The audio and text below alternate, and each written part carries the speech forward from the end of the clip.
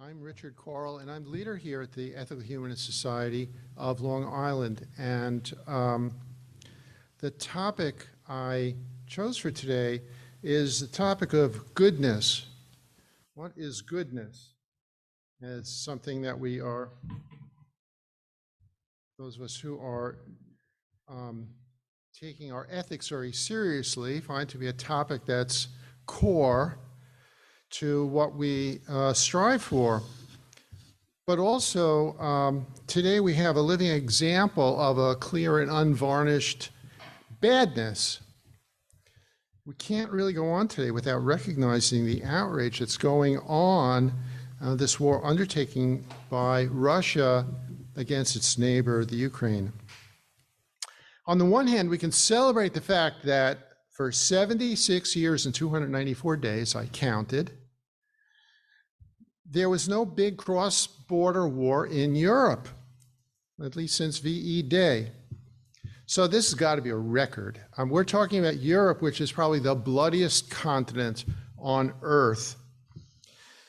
It's only lately that Europe seems to be so civilized, but it was bound to fall apart, like waiting for the volcano to erupt as it always has. Ukraine had its tough times. For those who associate Eastern Europe with the Holocaust might also remember the Holodomor. And does anyone know what that word refers to? Well, in the Ukraine, it refers to the deadly famine.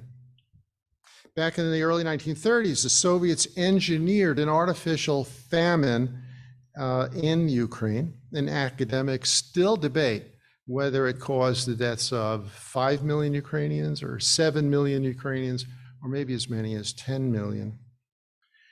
But we in the West now have come to admire Ukraine for their Orange Revolution in 2004, which kicked out a corrupt regime, and the Maidan Revolution of 2014, which also kicked out a corrupt regime. And they have sought to cultivate a democratic and open society since then, and to overcome the corruption. And Putin apparently couldn't stand that. He had to blow it up before it infiltrated Russia. So the idea that in civilized Europe, artillery can be set loose in a modern city, people like you and me can be suddenly transformed into victims, cold and muddy, refugees, it brings the fragility of civilization a lot closer to our consciousness and how important the idea of goodness is. Goodness can be complicated. About 10 years ago, I went on a trip with several others to do some good work in Central America. It's a program similar to Habitat for Humanity, where people build houses for families that are poorly housed and or homeless. So this was Nicaragua. And the housing could be really primitive there. Shanties, for the most part, built from scraps of wood and metal. The houses were not much more elaborate. I mean, the houses we built were not much more elaborate, but they were sturdy, built of cinder block, covered with a roof that was resistant to the acidy ash of the local volcano. This being the tropics, there wasn't any need for central heating or insulation or even glass windows. Cooking was customarily done outdoors, so plumbing and appliances were not a major concern. So we could whip these out pretty fast. There were one-room houses, but we could see that people were personalizing them. They made interior room dividers, and they did actually find comfort in them. And generally, their lives were better off. We lived with the local people in the village for the week, and we tried to get to know each other. So we felt good about what we did. It was a big deal for us to take a trip to a part of the world we'd only read about, and we can see concrete results of our work. And while we only built 2 houses and a playground, in our time there, the impact could be seen. We did good. Later, however, I was made to feel less self-congratulatory about the whole thing. I came to see that these junkets are more like charity tourism. We paid a lot of money to transport ourselves there. We dropped down into someone else's world like Martians, spent a week there, and flew away again. What we learned about the lives of the poor rural Nicaraguans was probably pretty superficial at best. If we'd simply donated the money that we paid for airfare, it would have been a lot more impactful. Local people could have been hired to do the work. That would have employed local people. It would have developed the trades, distributed cash in the village from the wages. What's more, we would not have contributed several tons of carbon into the atmosphere from the air travel. So what were we doing there? And what good was our trip? Suddenly, the prospect of doing good was made a lot more complicated. By trying to do good, our group was caught in the vortex of contradictions. What is it to really perform acts of goodness? What is narcissistic goodness? Am I really doing any good with all this trouble if I've gone to, or am I simply doing it for myself? How can one choose to do good and actually do good? There's a debate among academics whether doing too much charity leads to doing bad. On the one hand, we have, say, Jeffrey Sachs, famous economist who works with the United Nations on the millennial goals. He's also a friend of ethical culture. He's been at our society several times. And he is a leading proponent of aid to developing countries to alleviate poverty. On the other hand, there are conservative economists such as Michael Easterly of NYU and Gambian economist Dambisa Moyo, who forcefully argue that Africa was impoverished through the aid programs because they inadvertently but surely undermined African agriculture, marginalized African industry, and destroyed African initiative. I remember recently I screened a film about all those clothing donations that you make. What happens to them? You know, where does it actually go? And in the movie, they followed the packets of bound packets of clothing to Africa, where they were donated, and described the economy that was built around it, and contrasted the indigenous textile industry that was basically completely undermined because of that. So meanwhile, many aid workers expressed dismay at the many in-kind donations that are the subject of a lot of these assistance drives. The donated clothing, the medical devices, the corporate products. Just handling the glut of all this is too expensive, and the gifts are often a mismatch. They want money to buy what's needed and to have it sent to the right place. That's what they want. So how do you decide what's the good thing to do? How do you harness your goodwill and translate that into a force for good? So this is really central for us in ethical culture. We take ethics religiously. It's our life stance that says we are to strive to do good, to bring ethical perspective into all parts of our lives, to our families, our professions, our politics. This is what we're here for. We're charged with the mission of being forces for good, in small ways and large ways, considering whatever our roles in life may be. But can we really accomplish good? Is it within our realistic capacity? Can we recognize the good action when we're faced with a choice? For us and for many people, this is an important question. But it isn't simply a matter of choice either, is it? As it may first appear, we are not really free agents, and our decisions are skewed by subconscious drives and our own internal contradictions. We may look at our own behavior to assess who we really are, to define ourselves by what we do, but that can lead to some confused results. There's been a lot of research lately in the way people make decisions, and it's been shown that people exhibit contradictory tendencies. What makes people generous can be hard to pin down.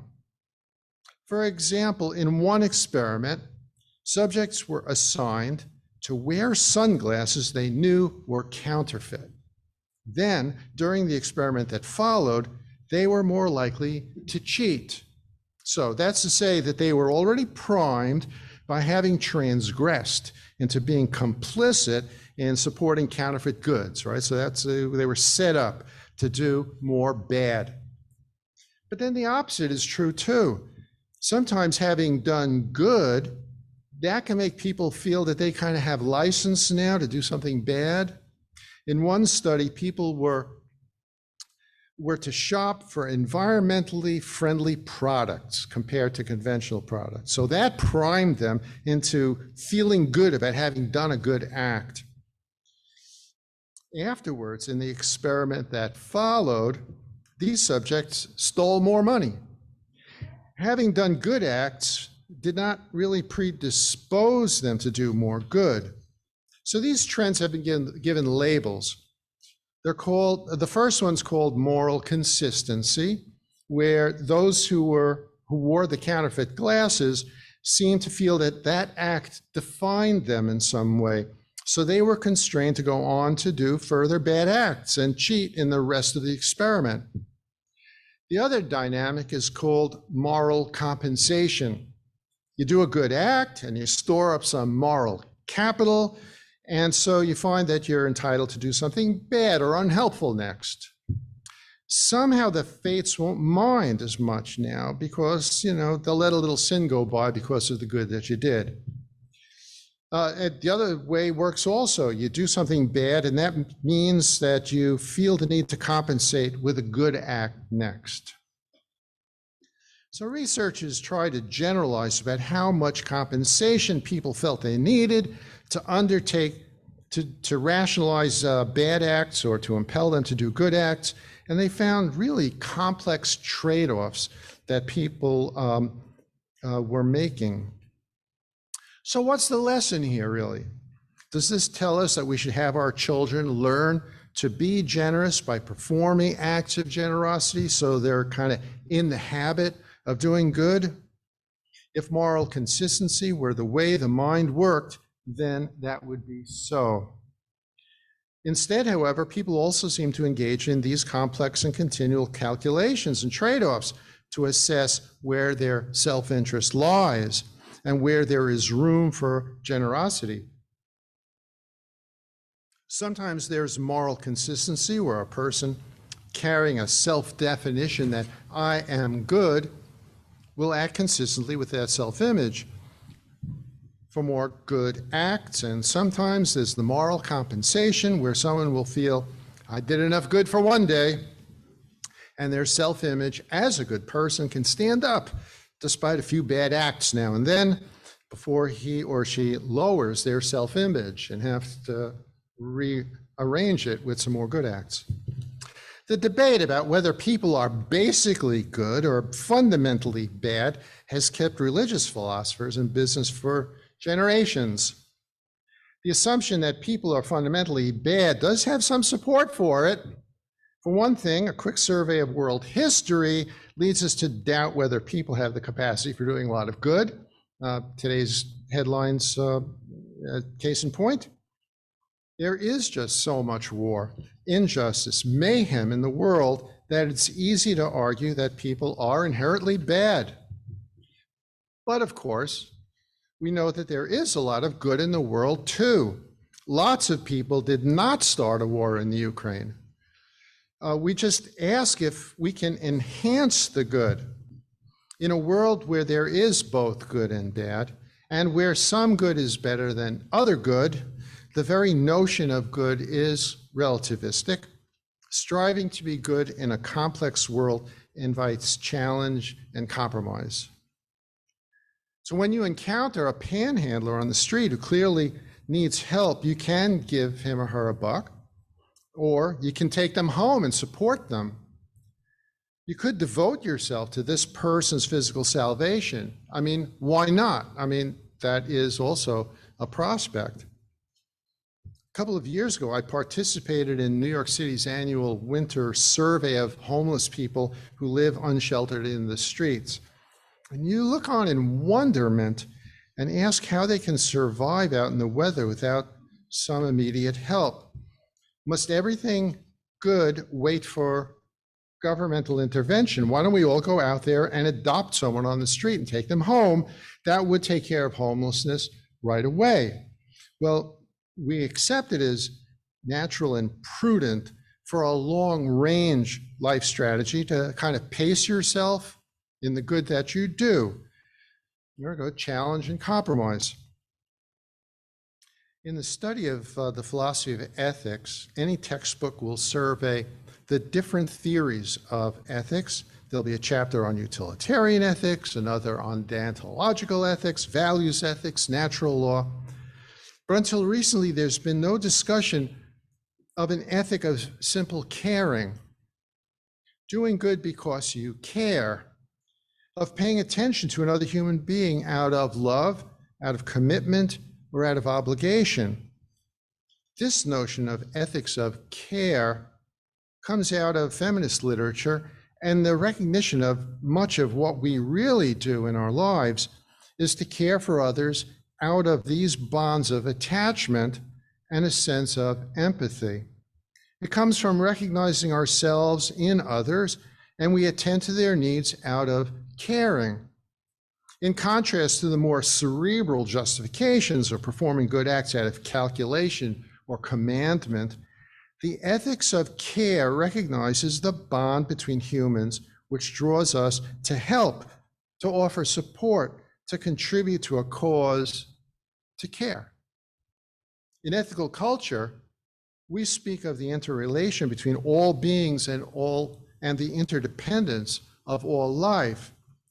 Felix Adler, the founder of ethical culture, likened society to a vast fabric by means of which we are all connected, and everyone is affected when one person is in crisis. We all feel a tug on the fabric. So what is it to do good? In ethical culture, we're enjoined to be good. In fact, we are to ethicize our world, as I said, to contribute to the ethical perfection not only of ourselves, but of all things, all people, all systems that we engage with. Being good has to be creative engagement with the complex social galaxy that surrounds us. Can we define good? That quality of being good? Some say that goodness is being more alive to the needs of those around us, to be mindful of or moved by the circumstances around us, of having a generous heart, of having moral reflexes, or having a quality of caring that leads us to reach out to others' needs. I guess you can't overshoot the mark. What if we took home one of those people sleeping in the city parks because we could not imagine there being any good to living out there in the icy wind off the Hudson?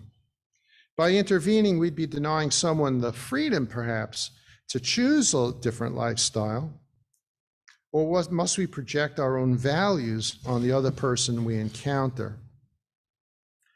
We say in ethical culture, act so as to elicit the best in others and thereby the best in yourself. It's the ethical culture version of the golden rule.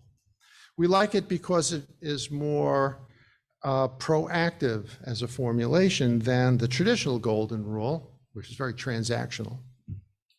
It says to act, and it says to elicit, as in eliciting the best in others. It's proactive and encourages us to cultivate the best that others have in themselves. It respects the other. It asks us to be the catalysts that draw out the good. It's called a culture. It makes me think of petri dishes. Make a culture of their best. There is an equivocal balance in this formula, though. There's the other half, the part that says, and thereby elicit the best in yourself. The question that seems to raise is that you get a benefit out of it when you perform a generous act for somebody. So is this the narcissistic charity that we were just talking about? There is an attitude today that seems to value good works both for actual good and for better public relations. There's a cultural requirement that encourages people to do acts of charity. Corporations sponsor food drives and building projects and organize volunteering programs. Schools make volunteer activities mandatory for their students. People have called this an age of compassion glut. So what is the value of eliciting the best in others? The second half of the equation. We often say that the good acts make one a better person. We strive to better ourselves, or as Adler would say, strive towards ethical perfection. The one who does good, is the one who is being good. Another formulation of this by Adler goes like this: and you will thereby challenge and bring to light the hidden best in yourself. And that implies that you'll cultivate an inner goodness. Fritz Williams, a former leader of the Ethical Society of Baltimore, used to say that one of today's problems, one of the dilemmas of modern life, is an unfulfilled need to do good. People want to be forces for good. They just feel alienated from the forces that move society, so that what they do seems pointless and futile. This dilemma is akin to other issues of alienation and powerlessness that marks this era of mass society. In our work and in our everyday choices, we often feel that we have little connection with the forces that truly move society. So what can help? Those researchers we discussed a few moments ago, who experimented with good and bad choices, found that those people who were most consistent in their behavior and most unmoved by the fleeting feelings of self-satisfaction or guilt are those who rely on principles, rather than those who define themselves as good or not. When a person has bedrock principles that he or she stands on, that helps guide their choices and gives them consistency. It's like the lines on the bottom of the swimming pool. You remain free to cross the lines, but you can see when you do. With your code of values and principles, you have a better chance of knowing where you stand, and you recognize when others will rely on you, and they will offer a standard of behavior for yourself. So in ethical culture, there are some basic values and principles that we can call upon when the issues present themselves and you have to choose your path of action. I'll give a couple of examples. They'll all be very familiar to you. We say we treat people as ends, not means. In other words, we must respect the integrity, the worth, and the dignity of others and strive to treat each person with respect. That sort of obviates the war scenario. We show compassion to others and acknowledge that people can grow and change for the better. Love is a force that can be harnessed. Love can empower us to care, to support, and to elicit the best from others. We have a reverence for life, and therefore we must resist actions that harm others, such as war. We revere the interdependence of all life on Earth, and we strive to comport ourselves in a way that supports nature. We value learning, and we encourage and support scientific exploration. We recognize that sometimes we have a duty that we must shoulder, that we cannot shirk because others rely on us. So reminding ourselves of these bedrock principles, we can be armed and primed to do the right thing. As a Holocaust survivor once said, there is an 11th commandment: thou shalt not be indifferent. In short, the key is to care. Thank you very much.